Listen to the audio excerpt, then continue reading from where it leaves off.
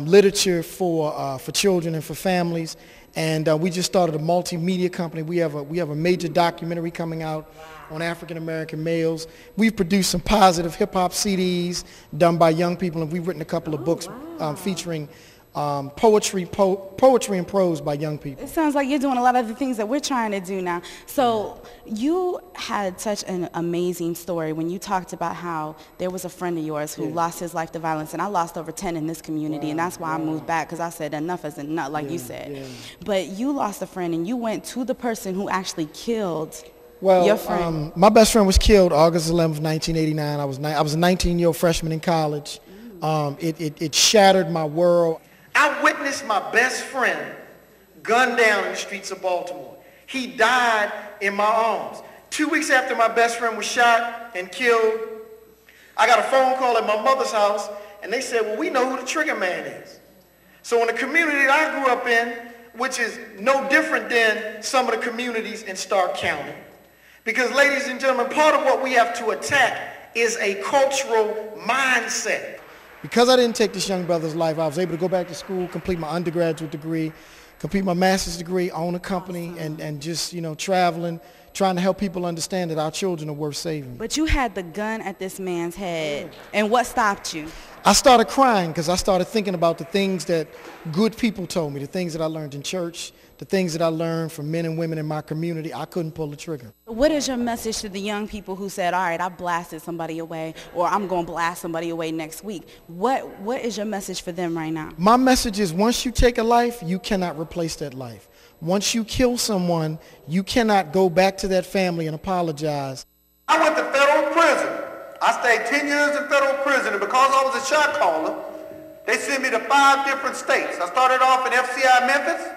From there, I went to Lewisburg, USP. From there to Raybrook, New York. From there to Forest City, Arkansas, and then I did my last 2 years in a hot box in Seagoville, Texas. But when I came home, I did come home with a different story. Because I'd seen a lot, and I knew in my heart that I could not come back home and see the rest of my family die, and myself. So I came home and started working with youth. And I'm here to tell you, when the doors open, a lot of these young men that's out on the street, who we think are hardened gang members, are looking for ways to be a part of their community. A lot of them is doing only what they know.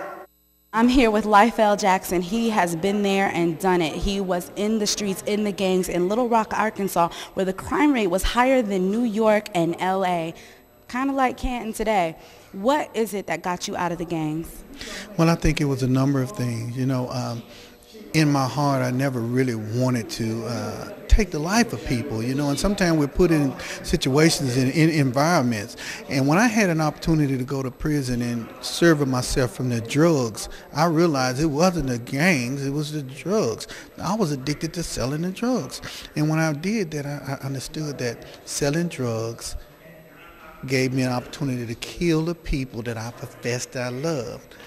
So getting away from it, being in prison, gave me a chance to find me spiritually. I was almost burned in a federal prison. There was a federal riot in the FCI federal prison, and I'll never forget it. I was almost burned up in a program, and a young blood kid saved my life. And so, it was a lot of things, but I think that it's in a lot of the gang members' heart. It's in a lot of the people heart that do the wrong. They don't really want to do wrong, but I think the environment helped produce that. One of the things that I thought that you said that was very profound and powerful was that gang members say, I got your back, but they really don't. Right. Well, and that's part of why a lot of youth join gangs, because they feel like, well, this is a surrogate family and someone would have my back. But when the going get tough and you're put right in that situation, no one really has your back save God and your parents. I'm here with Lester Sanders, the newly appointed new young person hired, and maybe I shouldn't call you young, but you are young, the new young person hired by John D. Ferraro of the prosecutor's office. And his title is kind of long, so I'm going to let him give it to you himself. Now, your title, official title is? It's called a Gang Prevention and Resource Coordinator. Okay. Well, it's not that hard. And it's an awesome thing, but you put together this wonderful event, which we're showing footage from. And why did you guys feel the need to do that? I felt it was a need, and our office felt it was a need to do that production. When we're talking about building a gang-free community, it's not about attacking gangs.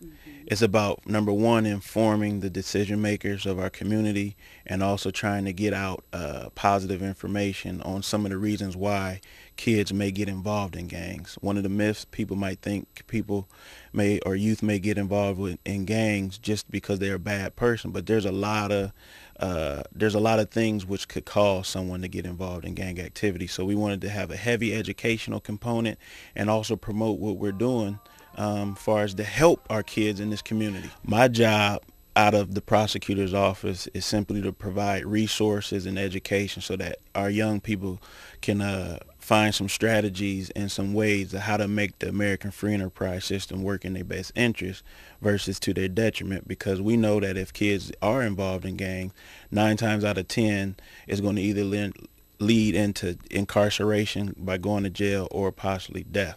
So our community, I applaud them for saying that we do need to try to provide some resources so that if there's some students who want to get out or just want to change their ways, that option is available, and that's what I'm here to do.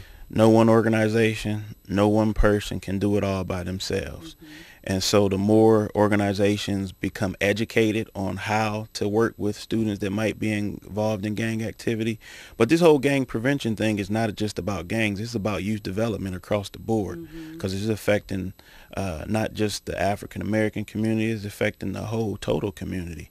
So definitely collaborating, those youth service providers, ministries, neighborhood organizations collaborating, working together. But then also, if there is a program that's viable in the community, also support it. Programming need helps financially, but they could support on that end. We have to put our pride behind us. We have to work together. Just because you may be the boss, sometimes you may have to listen to the employee to make it happen. Just because you have a nonprofit and you have a nonprofit and y'all going out the same money, somebody may have to give a little bit. Because it's not the youth. Let me tell you adults, I have more problems with the adults than I've ever had with youth. We are so territorial.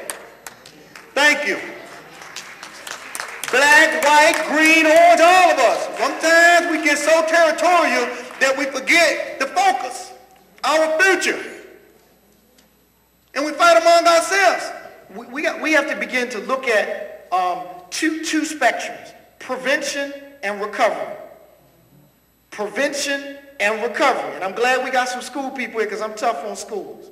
Prevention and recovery. Prevention.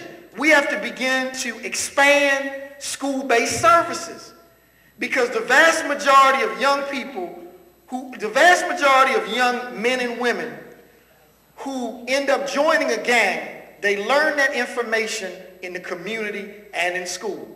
And often what happens is, particularly when we talk about the hybrid gangs, the community-based gangs, the schoolhouse becomes an attractive recruiting ground and a training ground. And the reason why that begins to happen is because when you go to graduate school, when you learn how to become a teacher, they only teach you, for the most part, about reading, writing, math, science, social studies, a little bit of behavioral management. They don't necessarily teach you about community dynamics. They don't necessarily teach you about engaging young people where